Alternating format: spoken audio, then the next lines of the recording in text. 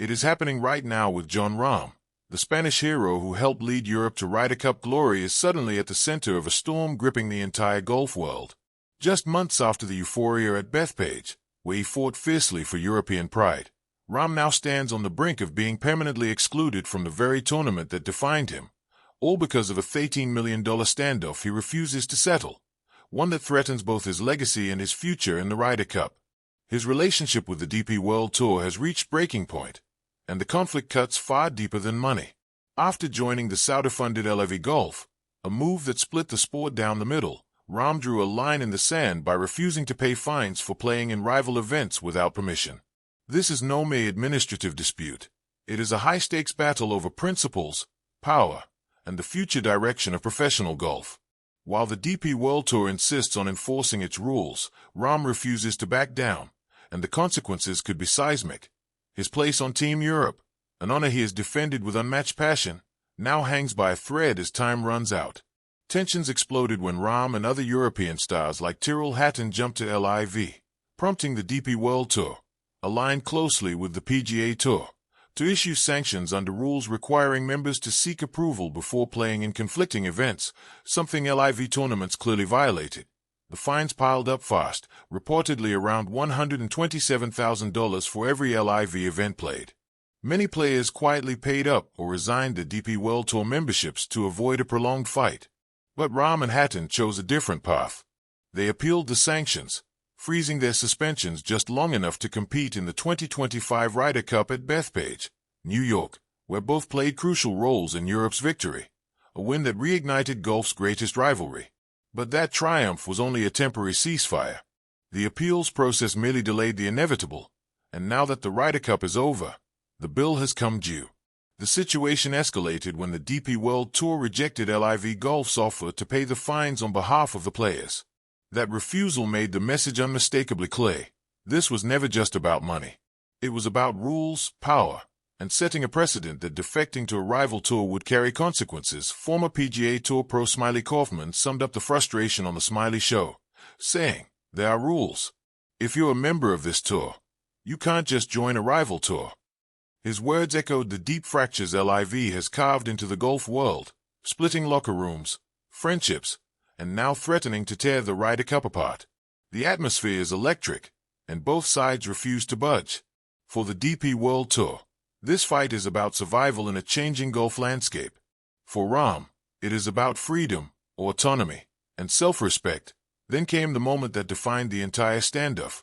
When asked about the mounting fines and looming consequences, Jon Rahm smiled and said, "I completely forgot about it," which is a good thing.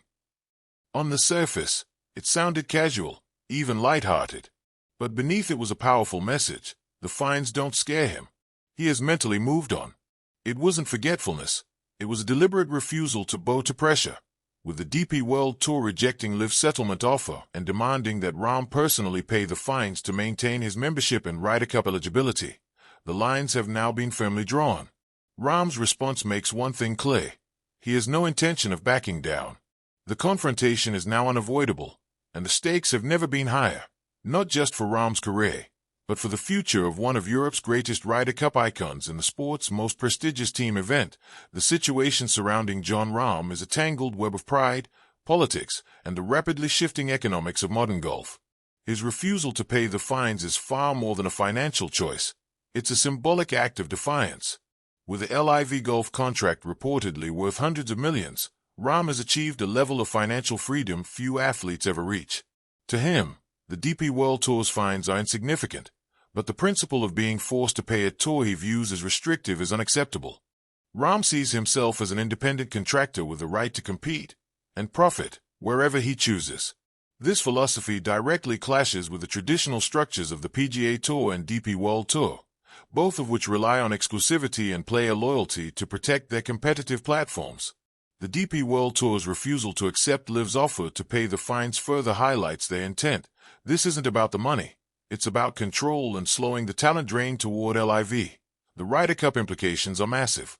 Under current rules, if Rahm loses his membership, he becomes ineligible for the 2027 Ryder Cup at Adare Manor. And losing Rahm isn't just losing a player. It's losing Europe's emotional heartbeat, its leader, its most reliable point scorer. His partnership with Tyrrell Hatton has been one of Europe's most dynamic and fiery duos. A Ryder Cup without Jon Rahm would not only weaken Europe, it would raise an uncomfortable question. Is this still a competition between the best players in Europe and the United States? If top players are sidelined due to politics, what does that mean for the event's legitimacy?